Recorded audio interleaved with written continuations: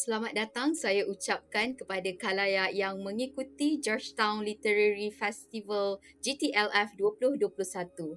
Seperti tahun sebelum ini, kebanyakan aktiviti GTLF akan diadakan secara dalam talian termasuklah perbualan kita pada hari ini.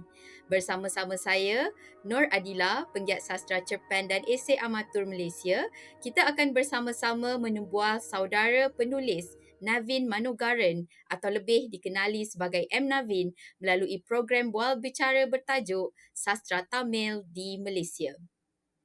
Untuk makluman semua, penulis, editor dan aktivis sastra Tamil prolifik ini, M. Navin, pernah mengarahkan beberapa dokumentari dan berasal dari Lunas, Kedah, Malaysia. Beliau mempunyai ijazah sarjana dalam pengajian sastra Tamil di Universiti Malaya. Sehingga kini, Navin pernah menjadi editor beberapa majalah, menghasilkan sekurang-kurangnya 3 kumpulan cerpen, 3 kumpulan puisi, 8 kumpulan esei dan sebuah novel, Peci, yang menerima perhatian luas khalayak namun telah diharamkan oleh Kementerian Dalam Negeri Malaysia.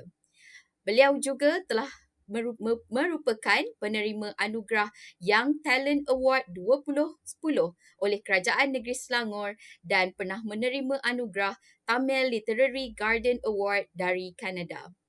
Saya secara peribadi telah membaca beberapa karya Navin, terutamanya cerpen-cerpen beliau yang diterjemahkan ke dalam bahasa Melayu dan bahasa Inggeris dalam talian. Apa yang dapat saya simpulkan, Navin, seorang penulis muda tetapi begitu tajam pemerhatiannya terhadap keadaan sosioekonomi masyarakat Tamil dan bangsa majmuk di Malaysia. Beliau turut menulis tentang kehidupan di kampung, kemiskinan bandar, kesenjangan sosial dan ekonomi dan pelbagai lagi. Oleh itu, hari ini kita akan meneroka latar belakang dan proses pengkaryaan penggiat sastra prolifik Tamil ini pada hari ini. Saya berbangga bersama-sama dengan Navin. Apa khabar Navin? Ya, kabar baik. Salam sejahtera Dan kepada saudara Lila. Ya. terima kasih Navin. Tahniah atas segala kerja keras dan kreativiti Navin dalam membangunkan sastra Tamil yang sangat berkualiti di rantau kita. Saya teruskan dengan soalan pertama saya ya. Ya. Baiklah, soalan pertama, bolehkah saudara ceritakan mengenai sejarah keterlibatan saudara dalam dunia sastra ini? Apakah ada pengalaman ketika kecil misalnya yang betul-betul mempengaruhi semangat saudara untuk menjadi penulis dan penggiat sastra? Adakah saudara penggiat sastra penulis penuh masa atau punya kerjaya lain? Silakan. Baik. Ibu bapa saya minat membaca sejak saya kecil lagi. Jadi, rumah kami penuh dengan lambakan buku dan majalah. Semuanya merupakan bahan bacaan hiburan. Kami pernah mempunyai koleksi cerita misteri, cerita bersiri, cerita seram dan sebagainya. Saya sudah mula membaca buku-buku itu sejak saya masih budak lagi. Sesudah umur 16 tahun, saya mula menulis saja dan cerpen. Bakat yang ada pada saya tu mula mendapat perhatian di sekolah. Saya seorang kaki bangku yang tidak erti bermain bola. Maklumlah, budak-budak yang pandai bermain bola akan dikenal sebagai hero di kalangan murid sekolah. Selain Mhm. itu, saya yang berkulit gelap, ah, mudah diabaikan daripada diberi perhatian. Lebih-lebih lagi, saya akan gagap ketika bercakap. Maka saya memerlukan suatu kesempatan untuk menonjolkan diri saya. Jadi saya mengambil keputusan untuk mengatasi kompleks rendah diri saya. Ada rakan-rakan yang membuli dan menyindirkan kelemahan saya. Saya tetap mengambil setiap peluang yang ada untuk membuktikan kemampuan saya kepada diri saya sendiri. Saya menghadapi segalanya dalam usaha mencari identiti saya. Siapakah saya? Itulah soalan yang sering saya ajukan kepada diri saya sendiri.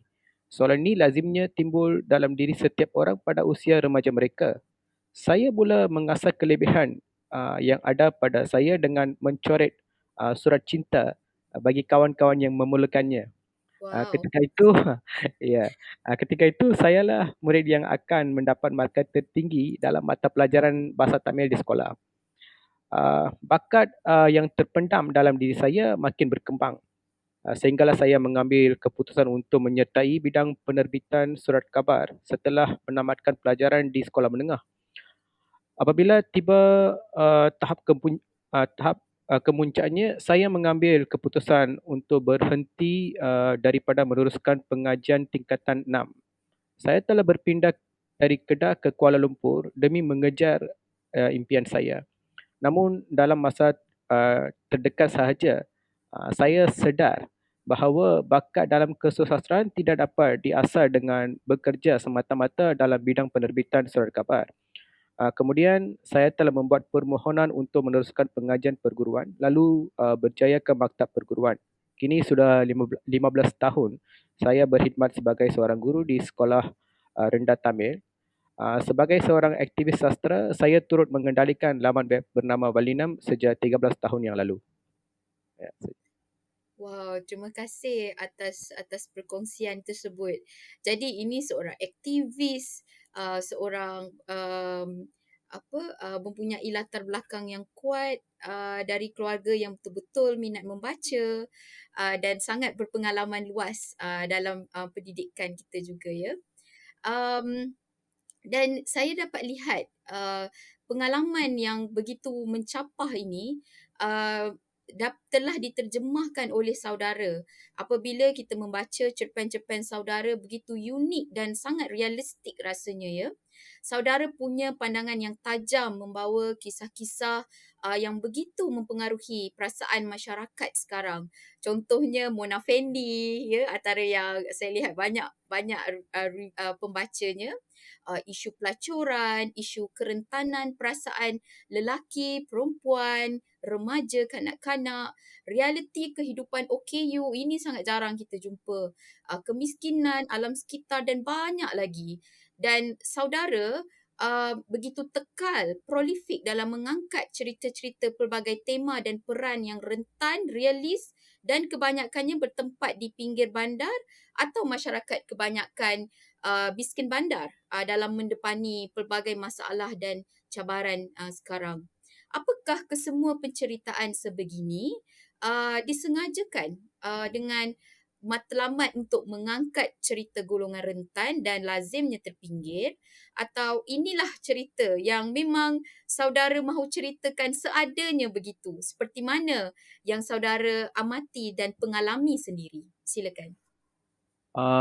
Saya telah mula mendekatkan diri saya dengan kesusastraan Tamil Malaysia sejak tahun 2006 lagi.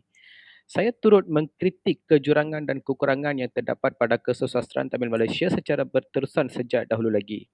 Jadi, saya sering digelar sebagai antara penulis yang paling dibenci dalam suasana kesusastraan Tamil Malaysia. Setahu saya, terdapat dua jenis gaya penulisan yang menjadi kelemahan pada kesusastraan Tamil Malaysia. Yang pertama, asyik menceritakan masalah-masalah yang berkaitan dengan kehidupan di ladang manakala. Yang kedua ialah menulis karya fiksyen berlandaskan nilai-nilai yang dicorakkan oleh masyarakat itu sendiri secara berulang kali. Hanya dua gaya ini yang banyak digunakan dalam konteks kesusastraan Tamil Malaysia sejak 50 tahun yang lalu. Pada realitinya, Malaysia merupakan sebuah negara yang mempunyai pelbagai bentuk muka bumi. Negara ini mempunyai pelbagai latar bangsa dan budaya. Di sini terdapat puluhan isu yang boleh dipertikaikan, ratusan persoalan yang unik boleh dikemukakan. Jadi saya mengambil keputusan untuk merapatkan jurang uh, jurang tersebut dalam kesusastraan Tamil Malaysia. Orang India di Malaysia bukan semuanya daripada golongan kuli yang bekerja di ladang dan estet sahaja. Mereka terdiri daripada pelbagai komuniti seperti nelayan, pekerja di ladang teh, pemandu lori sampah dan sebagainya. Ada antara orang India yang menjadi ahli kongsi kelab sehingga mati ditembak polis, menjadi pelacur yang didera di lorong pelacuran, menjadi transgender yang dibuli dan juga menjadi geledangan tua di kawasan bandar setelah dilepas tangan oleh ahli keluarga sendiri. Siapakah yang hendak menulis karya tentang mereka? Siapakah yang hendak mengaryakan kisah kehidupan dan luahan hati mereka? Kisah golongan seumpama ini tidak mendapat perhatian yang sewajarnya dalam kesusastraan Tamil Malaysia sejak 50 tahun yang lepas. Jadi, saya tampil untuk melakukannya. Golongan yang saya senaraikan tadi turut menjadi anggota dalam masyarakat di sini. Mhm. Jadi, saya hendak mendepankan kerasionalan kisah hidup mereka melalui karya yang saya hasilkan. Menarik sekali ya, terutama apabila saudara menyebut tentang betapa rencamnya pengalaman masyarakat Tamil di Malaysia, dan kerencaman ini jarang dibawakan secara tekal oleh penulis-penulis Malaysia sendiri. Baik, saya mahu membawa kepada satu wawancara saudara dengan akhbar The Hindu pada 4 Mac 2021. Saudara ada menyebut mengenai identiti kepengarangan saudara sebagai pengarang Tamil. Jika saya boleh bacakan jawapan saudara yang turut disebut dalam laporan akhbar ini, saudara mengatakan bahawa Tamil literature is not Sri Lankan literature or Malaysian literature. It is Tamil literature. We are Tamil writers. I don't think we need to restrict that to the idea of one nation. As a Tamil writer, I do not want to be restricted to a small circle. My space expands towards the pioneers of the entire Tamil literary landscape. When I put forth my writings in that sense, it is seen as culturally shocking. But I choose my spaces and I will keep expanding. I know when I oppose every power center, I become an abandoned writer. But that is not going to stop me. Saya rasa ini satu kata-kata yang sangat kuat, um, yang dan sangat saudara sebagai seorang penulis yang begitu berkeyakinan dan jelas dengan identiti kepengarangan saudara. Jadi boleh saudara ceritakan, kongsikan pandangan lebih lanjut mengenai kepentingan dikotomi ataupun uh, eksklusif identiti kepengarangan yang telah saudara tanggapi ini. Silakan. Ya, sebelum ini ada gambaran umum bahawa sastra Tamil hanya dihasilkan di negara India. Saya tidak setuju dengan gambaran umum seumpama itu. Sebaliknya, saya ingin menegaskan bahawa karya sastra Tamil yang ditulis di Malaysia, Singapura, Sri Lanka termasuk hasil karya Tamil orang yang berimigrasi ke negara-negara lain harus diberi identiti yang sama. Pada masa yang sama, saya hendak diri saya dikenali sebagai seorang penulis sastra Tamil. Ini kerana saya menulis dan berfikir dalam bahasa Tamil. Namun, saya menghasilkan karya yang menceritakan kisah tentang tanah Malaysia yang menjadi tempat tinggal saya. Dalam karya yang saya dihasilkan, saya bukan hanya menceritakan kisah kehidupan orang Tamil semata-mata, malah turut mengisahkan kehidupan dan identiti kaum Melayu, Cina dan juga kaum asli seperti Iban, Kadazan dan sebagainya. Menerusi karya yang saya hasilkan, saya hendak menyampaikan kisah kehidupan tanah Malaysia yang unik ini kepada setiap penggemar sastra Tamil yang tersebar di seluruh dunia. Secara ringkasnya, saya boleh digelar sebagai penulis Tamil tempatan yang mendedahkan ideologi dan budaya kehidupan negara Malaysia kepada dunia luar menerusi karya sastra yang dihasilkan dalam bahasa Tamil. Saya turut bertanggungjawab untuk menerangkan bagaimana kandungan karya yang saya hasilkan ini berbeza daripada karya-karya kesusastraan Tamil Malaysia yang dihasilkan oleh generasi sebelum ini. Dengan cara ini, kita dapat sedar bagaimana psikologi terbina di sebalik perkataan yang digunakan. Penulis daripada generasi sebelum saya ini lebih rela menggunakan identiti mereka sebagai penulis kesusastraan Tamil Malaysia. Mereka telah mengahadkan capaian karya mereka kepada lingkaran kecil yang terdiri daripada pembaca-pembaca Tamil di negara ini sahaja. Mereka telah menetapkan piawaian terhadap kualiti sastra Tamil Malaysia hanya dengan membuat perbandingan antara karya-karya Tamil Malaysia yang lain. Tambahan pula, mereka telah menjadikan penulis-penulis yang cetek pengalamannya sebagai idola sastra. Itulah sebabnya kebanyakan daripada mereka menghasilkan karya yang menceritakan kisah hidup masyarakat India di negara ini secara berulang kali. Itulah sebabnya saya dan beberapa orang rakan penulis muda yang sehaluan sering mengkritik kualiti kesusastraan Tamil Malaysia. Namun kritikan kami sering diabaikan dengan alasan bahawa karya-karya sastra Tamil yang dihasilkan di Malaysia cukup berkualiti sekadar untuk memenuhi cita rasa pembaca tempatan. Ada juga yang mengeluh bahawa rakyat keturunan Tamil di sini tidak disediakan peluang untuk meneruskan pengajian tinggi dalam jurusan Tamil ataupun tidak mempunyai suasana yang sempurna untuk menuntut ilmu Tamil yang berkualiti. Saya menyangkal kenyataan seumpama ini sama sekali sejak awal lagi. Usaha pengadilan sastra Tamil yang dilakukan oleh golongan pelarian ketika berimigrasi dari Sri Lanka akibat perang sering saya rujuk sebagai contoh terbaik untuk membandingkan masalah yang berlaku di sini. Sebilangan besar yang terlibat dalam usaha tersebut bukannya berpelajaran tinggi di universiti, namun mereka mampu mengaryakan kisah penindasan yang berlaku ke atas komuniti mereka sewaktu perang berlaku di sana. Mereka telah mengaryakan masalah-masalah yang dihadapi secara psikologi melalui sastra. Mereka melakukan sebegitu bukan untuk menyampaikan masalah yang dihadapi itu kepada masyarakat mereka sendiri. Malah mereka telah menyampaikan kisah mereka kepada pembaca Tamil yang tersebar luas di seluruh dunia. Mereka mampu melakukan revolusi ini dalam tempoh 20 tahun sahaja sejak berimigrasi. Namun, masalah-masalah yang dihadapi di penduduk Tamil yang sudah menetap di Malaysia hampir 4 generasi belum lagi diketahui oleh saudara sebangsa yang berbahasa Tamil di negara-negara lain. Apa gunanya mempertikaikan pembaca Tamil dari seluruh dunia sedangkan peminat sastra daripada bangsa lain di negara ini sendiri tidak tahu kandungan sastra Tamil yang dikaryakan di Malaysia. Sudahlah sastra Tamil pun mereka tidak kenal, manalah mereka hendak tahu masalah-masalah halus yang dihadapi oleh komuniti Tamil. Ini bukannya kesalahan mereka, namun penulis Tamil di negara ini yang patut dipersalahkan. Senario inilah dilihat sebagai kegagalan yang dicapai oleh penulis Tamil di negara ini dan usaha mengangkat sastra Tamil Malaysia ke peringkat seterusnya. Jadi generasi penulis Tamil sebelum saya di Malaysia ini tidak melibatkan diri mereka pada pendedahan yang lebih komprehensif.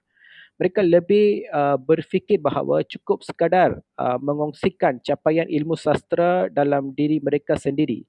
Saya mahu melangkaui batasan tersebut. Saya lebih rela jika karya-karya saya hasilkan ini dinilai dan dibandingkan secara umum berdasarkan kualiti kesusastraan Tamil sedunia. Terima kasih. Wah, dah alang-alang kita dalam topik ini. Mungkin saudara boleh kongsikan mengenai keserikatan antara komuniti penulis yang saudara mesrai, sama ada lingkungan pengkarya Tamil di Malaysia atau di luar negara. Saya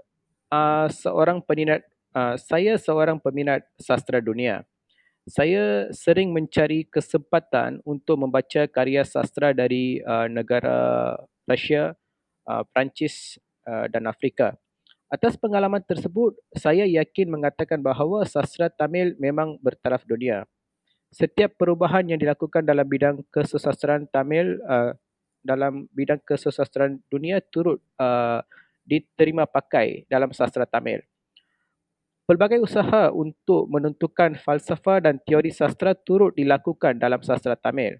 Saya turut kenal penulis-penulis terbaik dalam sastra Tamil. Saya juga pernah menjemput beberapa penulis Tamil yang terkenal dalam kalangan penulis semasa ke Malaysia.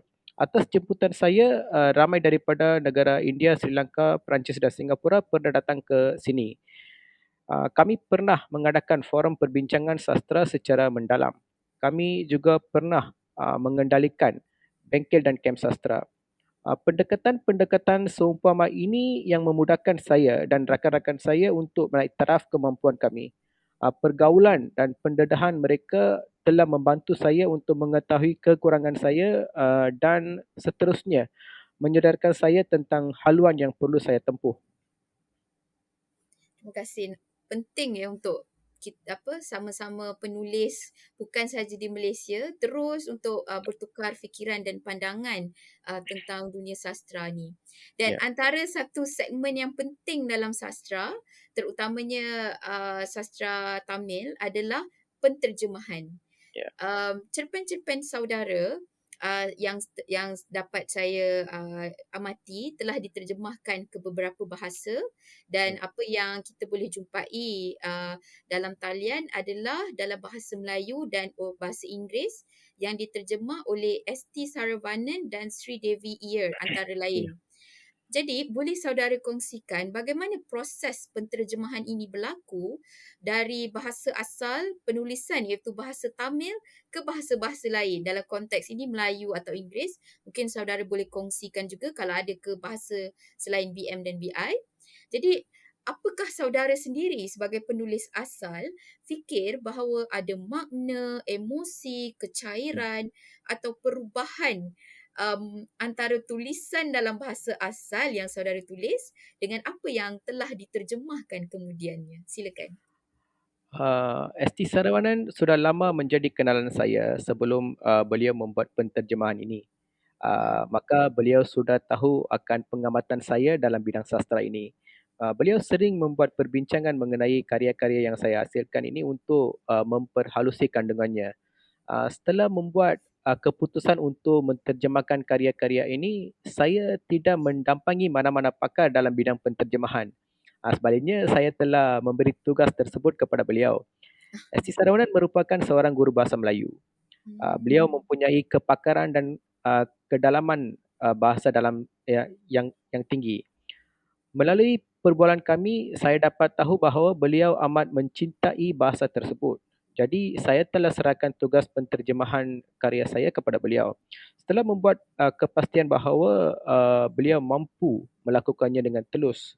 Apabila dibaca dalam bahasa Melayu, beberapa cerpen saya tetap mendukung naluri yang saya ketengahkan dalam sepenuhnya. Terjemahan cerpen Mona Fendi dan Jasad menakjubkan saya. Walau bagaimanapun, seorang penterjemah sudah tentu tidak mampu menterjemahkan kandungan asal sesuatu fiksyen 100% kesemuanya. Ini kerana penterjemah hanya sekadar meminjam naluri yang disampaikan oleh penulis asal. Tugas tersebut amat mencabar sekali. Cabaran tersebut ada batasannya juga. Begitu juga dengan penterjemahan bahasa Inggeris yang dilakukan oleh Sri Devi Iyer. Kualiti penterjemahan yang dilakukan oleh beliau tetap memberangsangkan saya. Saya tidak mahir dengan teknik-teknik terjemahan seperti yang diketahui oleh mereka. Jujur kata, penguasaan saya dalam bahasa-bahasa lain amat cetek jika dibandingkan dengan penguasaan dalam bahasa Tamil. Namun demikian, saya bukannya orang yang menghasilkan karya untuk menyampaikan sesuatu maklumat. Saya bukannya orang yang menulis karya untuk menyebarkan ideologi. Saya menghasilkan karya untuk memindahkan naluri saya kepada pembaca.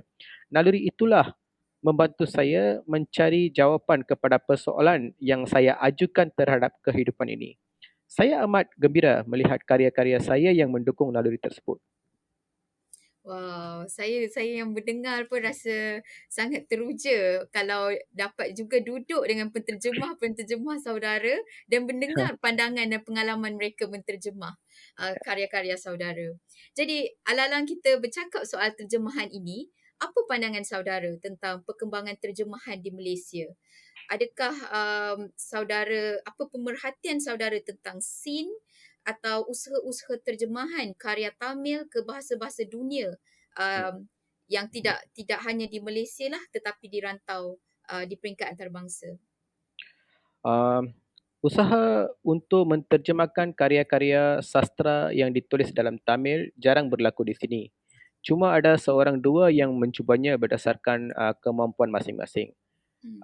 Dengan usaha penerbitan Balinam yang kami jalankan, kami berjaya menterjemahkan 8 cerpen yang dikarang oleh penulis Tamil veteran Malaysia, lalu menerbitkannya sebagai koleksi dalam bahasa Inggeris. Begitu juga kami telah menterjemahkan cerpen-cerpen K.S. Maniam dari bahasa Inggeris ke bahasa Tamil dengan kebenaran beliau. Kami juga telah menangani usaha untuk memperkenalkan sastra Melayu dan Cina melalui menerbitan uh, majalah Parai.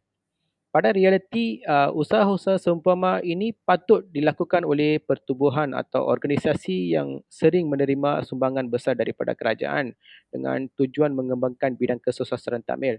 Setahu saya tidak ada mana-mana pertubuhan ataupun organisasi yang tampil untuk mengendalikan usaha ini secara berterusan. Baiklah. Okey. Jadi kita ke segmen soalan yang saya kira dinanti-nantikan oleh ramai pendengar kita dan pengikut karya-karya saudara, iaitu tentang novel saudara Peci. Betul ya sebutan Ya, saya? betul, Baik. Peci. Novel Peci ini telah diharamkan oleh Kementerian Dalam Negeri pada Disember 2020 tahun lepas kerana dikatakan mengandungi kandungan lucah. Saya ada mendengar bahawa novel ini juga adalah berdasarkan kejadian sebenar di mana terdapat berpuluh orang yang mati, buta atau terkesan kesihatan mereka kerana minum sejenis arak haram yang dipanggil Samsu di Lunas Kedah pada 1981. Dan saudara sendiri berasal dari Lunas kan? Ya, ya betul. Okey.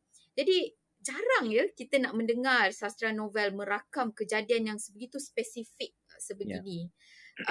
Yang mungkin saya ingat mungkin Azizi Haji Abdullah pernah cuba membuat juga kerja-kerja menulis uh, adegan atau berdasarkan sesuatu yang sebegini dan dengan kepenulisan saudara yang begitu jujur dengan penceritaan yang realis tetapi ianya tidak pula diterima oleh autoriti negara kita. okey. Jadi berdasarkan pengalaman saudara um, menulis novel ini, boleh saudara kongsikan pengalaman saudara menulis, pengalaman pandangan saudara mengenai isu penapisan dan pengharaman kerajaan terhadap karya saudara ini dan juga pandangan saudara tentang pengalaman sosial masyarakat dalam karya sastra Malaysia. Kerajaan sekarang mengharamkan karya saudara novel ini. Bagaimana Ya. pula dengan masyarakat dan khalayak pembaca? Apakah reaksi pembaca-pembaca yang sempat membaca novel Peci ini? Silakan. Sewaktu tinggal di Pekan Lunas, saya pernah mendengar banyak cerita dan desas-desus mengenai peristiwa yang menggerikan itu. Ada juga pihak yang pernah menerbitkan dokumentari berkaitan peristiwa tersebut. Sewaktu mula-mula saya pindah ke Kuala Lumpur, saya sering digelar sebagai orang dari kampung yang orangnya mati akibat arak. Gelaran Hmm. tersebut membuktikan bahawa insiden kematian akibat arak yang berlaku di Lunas telah menggemparkan seluruh Malaysia pada ketika itu. Barulah saya mengambil keputusan untuk pulang ke Lunas lalu mengumpul maklumat berkaitan peristiwa tersebut. Ketika itu saya tidak ada minat pun untuk menulis novel berkaitannya. Namun sebagai anak jati lunas, saya terfikir untuk mengetahui sejarah peristiwa hitam yang berlaku di tempat lahir saya secara menyeluruh. Kemudian hari saya mula menulis peristiwa-peristiwa yang berlaku itu sebagai cerpen. Akhirnya disempurnakan sebagai sebuah novel. Saya menulis seluruh novel ini dalam masa 9 hari sahaja. Novel Wow. dengan ketebalan sebanyak 300 muka surat. Sepanjang tempoh tersebut saya benar-benar committed untuk menyempurnakannya. Saya rasa seolah-olah ada orang yang memimpin tangan saya untuk menyiapkannya. Dan soalan kedua saudari itu tentang penapisan kan? Ya, betul. Okey. Jika lihat pada kebenarannya, sudah tentu menteri ataupun pegawai-pegawai atasan yang terlibat tidak tahu kandungan sepenuhnya dalam tulisan dalam novel saya. Lebih-lebih lagi, dalam bahasa Tamil, uh, mereka percaya pada berita-berita yang diterbitkan dalam surat khabar tempatan. Mereka menganggap bahawa bantahan yang dikemukakan oleh beberapa pertubuhan itu mewakili kehendak keseluruhan rakyat di sini. Namun tidak perlu sedar bahawa pihak penerbitan surat khabar sentiasa mempunyai agenda politik mereka tersendiri. Mereka berpakat untuk tidak menerbitkan berita berkaitan sokongan yang diberi ke atas kandungan novel Peci yang saya tulis ini. Mereka enggan untuk menerbitkan kebenaran yang ada di sebalik kontroversi ini walaupun kami membawanya kepada pertimbangan mereka. Individu dan pihak yang memberi sokongan ke atas novel peci ini bukan calang-calang orangnya. Jika kita mencari nama penulis novel terpanjang di dunia dalam carian Google, maka nama Jaya Mohan yang akan muncul sebagai jawapannya. Setelah membaca novel peci, beliau mengiktirafnya sebagai novel Tamil yang penting buat masa terkini. Ada pemimpin kerohanian di Malaysia yang mengadakan majlis pelancaran setelah membaca novel itu serta menyuarakan sokongan terhadapnya. Bukan mereka sahaja, malah penulis tempatan, pertubuhan guru, pustakawan dan ramai lagi yang menyuarakan sokongan mereka terhadap novel ini. Sungguh pun demikian, tidak ada berita yang disiarkan berkaitan dalam mana-mana surat khabar. Saya seorang yang sering mendepankan kritikan terhadap pihak surat khabar dan pihak NGO. Maka saya tidak hairan apabila mereka menggunakan kesempatan ini untuk menunjukkan pengabaian terhadap saya dan novel saya. Cuma saya berasa kecewa dengan tindakan pihak kerajaan yang telah mengutuskan larangan ke atas novel saya hanya berdasarkan pada berita-berita yang diterbitkan dalam surat khabar sebagai bahan bukti. Pihak berkuasa sepatutnya menghubungi saya secara terus untuk disoal siasat, namun mereka tidak melakukannya.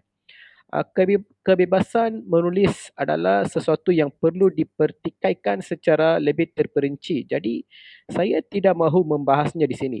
Saya cuma berharap agar pihak berkuasa akan merombak semula pendekatan yang mereka gunakan ini sebelum membuat keputusan.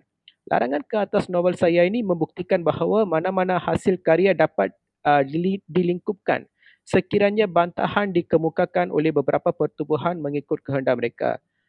Tragedi ini telah dikritik sehabis-habisan oleh pertubuhan dari pelbagai negara bermula dari India hinggalah radio kerajaan Australia. Ada pula syarikat surat khabar di Singapura, negara jiran kita yang terkenal dengan sistem perundangan yang ketat, menerbitkan artikel berkaitan novel peci ini serta-merta pada keesokan hari larangan diumumkan di Malaysia. Dalam artikel tersebut, mereka menyarankan bahawa novel ini adalah antara novel yang harus dibaca. Mereka telah meletakkan novel peci ini di perpustakaan negara mereka untuk dibaca oleh pengunjung. Jadi, adakah keputusan larangan yang diumumkan di atas novel peci di Malaysia ini adil? Sedangkan novel tersebut mendapat sambutan dan pengiktirafan dari seluruh dunia. Pegawai berkuasa yang melibatkan dalam kes ini mungkin sepatutnya mengambil inisiatif untuk mengetahui kandungan sebenar novel tersebut sebelum mengumumkan larangan ke atasnya. Kemungkinan besar mereka sudah boleh mengetahui niat yang tersembunyi di sebalik bantahan-bantahan yang dikemukakan ke atas novel ini. Dan seperti yang saya katakan tadi, sambutan ke atas novel peci ini menjadi hangat. Sebaik saja larangan ke atasnya telah diumumkan. Ekoran daripada sebagai kontroversi yang diungkitkan dalam surat khabar dan media sosial dalam tempoh setahun selepas pelancarannya. Orang ramai telah mencari, membaca dan menyatakan sokongan mereka ke atas novel page ini. Ada juga ramai individu yang bangkit bersuara apabila kandungan novel saya ini difitnah secara meluas dalam media sosial seperti Facebook dan WhatsApp. Namun akhirnya mereka telah bertukar menjadi peminat saya setelah membaca novel peci dan menyedari kebenarannya. Novel peci ini laris dijual dalam pesta buku yang berlangsung di India pada tahun 2020. Lebih ramai penulis di sana menyatakan sokongan mereka ke atas novel ini dengan menulis rencana ulasan masing-masing. Artikel berkaitan novel peci ini turut disiarkan dalam majalah dan akhbar harian yang terkemuka di India. Larangan yang dikemukakan ke atas novel peci ini berkuat kuasa di negara ini sahaja. Saya telah menerbitkan novel ini di bawah syarikat penerbitan di India. Novel ini menjadi popular di pelbagai negara setelah larangan ini diumumkan. Ada juga pihak yang pergi ke Pekan Lunas Kedah untuk melihat dengan mata sendiri tentang tempat berlakunya peristiwa hitam yang meragut puluhan nyawa akibat arak tiruan. Berdasarkan semua yang berlaku itu, saya tetap berpuas hati dengan apa yang telah saya lakukan. Saya telah berjaya membawa kehidupan dan sejarah yang berlaku di negara ini ke negara-negara lain menerusi hasil karya saya. pekan kecil lunas yang tidak diketahui ramai sebelum ini kini menjadi popular dalam kalangan pembaca sastra Tamil yang berada di seluruh dunia. Terima kasih saudara atas perkongsian tersebut. Masa nampaknya begitu mencemburui kita. Ya. Jadi saya akan berikan soalan terakhir lah Hmm, hmm, kepada saudara. hmm, Sebagai seorang penulis hmm, di Malaysia ini hmm, yang bukan penulis dalam bahasa Melayu dan dari etnik minoriti pula di Malaysia, apa hmm. boleh saudara nyatakan perasaan saudara, pandangan dan visi saudara tentang sastra Malaysia yang lebih inklusif, kelak, dan apa yang saudara citakan sebagai seorang penulis dan penggiat sastra di masa akan datang? Uh, saya pernah menyatakan pendapatan saya beberapa kali berkenaan soalan ini. Seperti yang diketahui umum, Malaysia ialah negara yang dianggotai oleh gagasan pelbagai kaum. Budaya dan adat istiadat setiap kaum di sini menjadi keistimewaannya. Antara negara-negara yang banyak menghasilkan karya sastra Tamil ialah India, Sri Lanka, Malaysia dan Singapura. Karya sastra yang dihasilkan dalam bahasa Tamil di India, Sri Lanka dan Singapura pula mendapatkan pengiktirafan peringkat kebangsaan di negara masing-masing. Walaupun bahasa Hindi dijadikan bahasa rasmi India, namun kerajaan pusat mereka sudah memberi pengiktirafan yang setara kepada karya kesusastraan yang ditulis dalam semua bahasa di negara itu.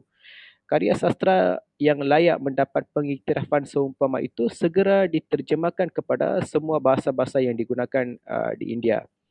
Pendekatan ini melicinkan lagi proses persefahaman antara pelbagai kaum yang terdapat di negara itu. Kita biarkan India lihat Sri Lanka sebagai contoh. Perang saudara telah berlaku di Sri Lanka lebih dari 20 tahun yang lepas.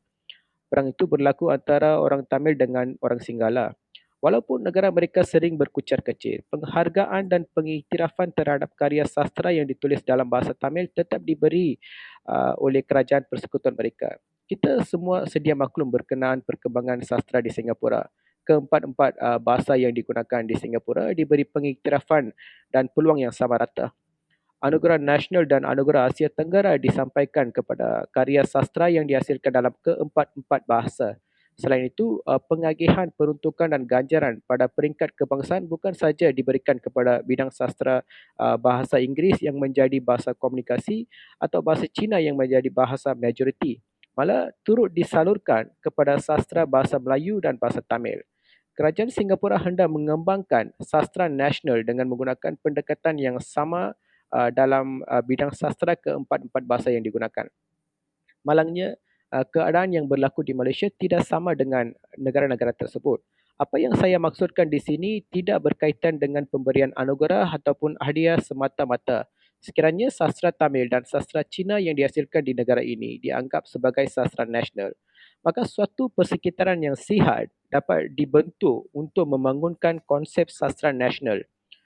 Peluang ini membanyakkan terjemahan karya-karya yang bertaraf antarabangsa serta forum perbincangan antara pengkritik sastra turut dapat diadakan. Dari dahulu lagi, kerajaan negara kita sudah banyak membantu dalam perkembangan pendidikan Tamil dan pendidikan Cina.